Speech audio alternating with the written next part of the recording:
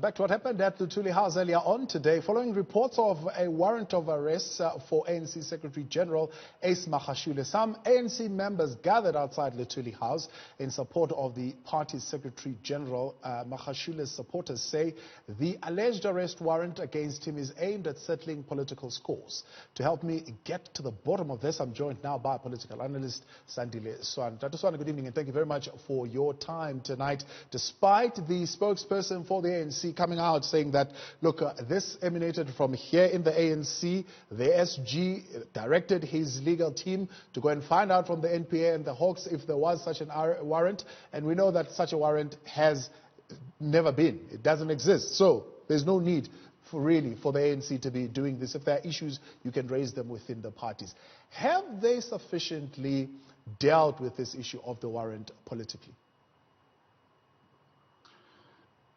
They cannot deal with the issue of the warrant sufficiently for the simple fact that a tradition of the African National Congress tells us that in the ANC, those who are in power use their power to make sure that they prosecute opponents or they delay the prosecution of their friends and so on and so forth. So the people from the Free State, if they smelt a rat that there could be some efforts to prosecute Magashule, and they wanted to give political flavor to that, they are on solid ground because the African National Congress has got a history of behaving in that manner.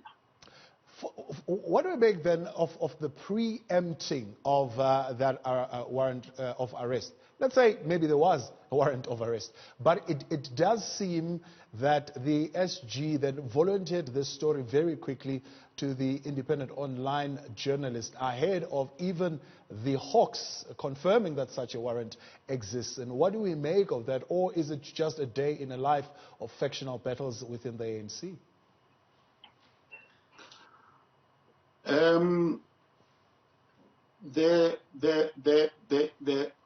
Ace Magashule is under serious risk of being arrested. I think all of us know that. He's been under serious risk of being arrested for quite some time.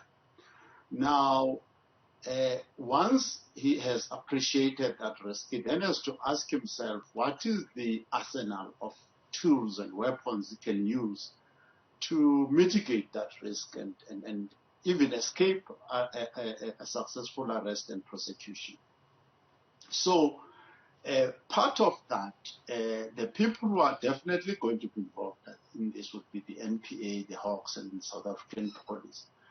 So by planting the news, it's also a choice that he planted it in the independent media. And if I'm not wrong, you'll probably find that that is a media that is owned by Iqbal Saib and people of that kind, who themselves are associated with the African National Congress and possibly with certain factions within that African National Congress and broad traditions of general misdemeanors of one kind or the other and many questions that remain unanswered. So he would have planted that. There were many places it could have gone to the SABC, Newzroom Afrika, and all sorts of places, but it chose to be there.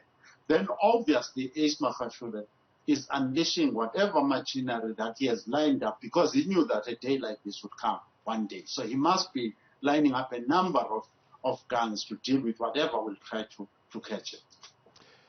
If Ace Magashule is not arrested for fear that the Hawks will be accused of playing politics, what would be the impact of this new dawn and this whole repositioning of the ANC and the cleaning up of its reputation?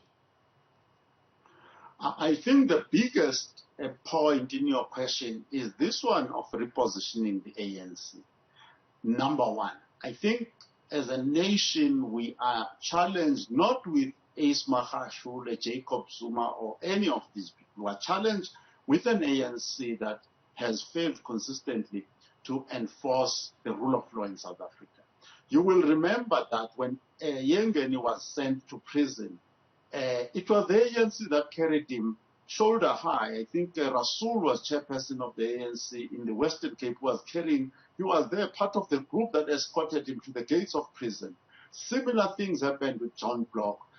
When Zuma had to be prosecuted, Kgalema Motlanthe was the Secretary-General of the Africa. He set up 2 committees that included the likes of Judge Heath, Bellem Heath, Lindwe Sisulu, to fight that Zuma never goes to jail. So the challenge that we actually have is not Ace Magashule or any of these individuals who are faced with an organization, a ruling party, which is the African National Congress, which has refused for all the entire time that it has been in power to actually allow a professional security cluster to operate, where police can investigate cases and prosecutors can, without referring to any politician.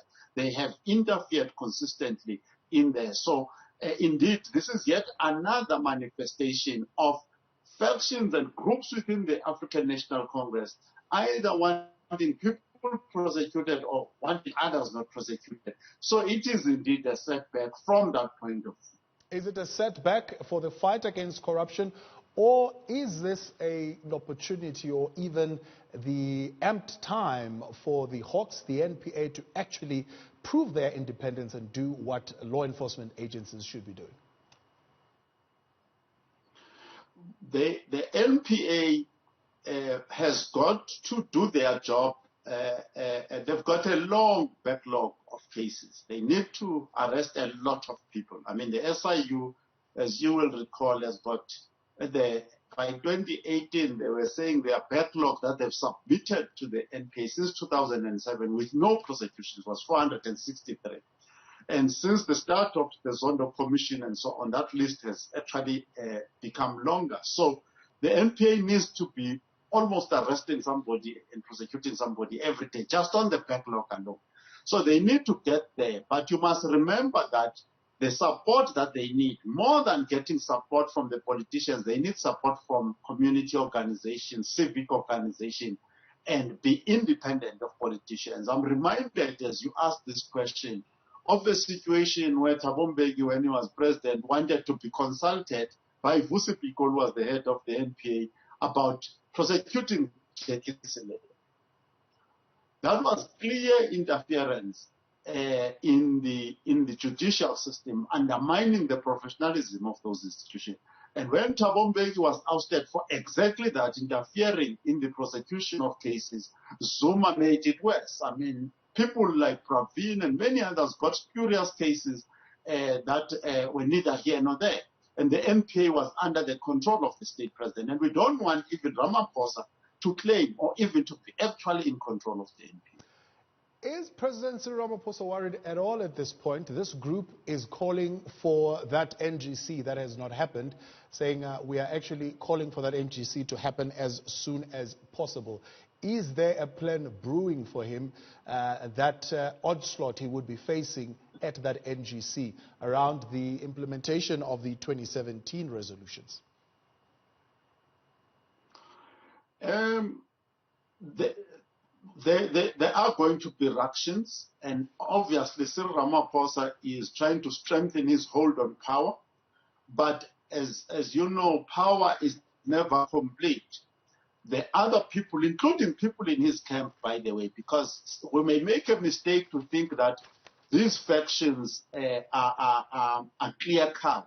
For instance, this whole group here in Gauteng that has been caught for PPEs, Masuku, Digo, and others, many people would have thought these are Ramaphosa people, but nobody wants to go to prison. So if by joining a faction that is actually trying to curtail the Scorpions, curtail the Hawks, and curtail the NPA, whilst ostensibly I appear to be on the side of Ramaphosa, but for practical reasons I joined another faction during the NGC. So nobody is secure. Either the factions or anybody who needs to be arrested is not secure, and those who are trying to get others arrested are not secure, because the situation is fluid.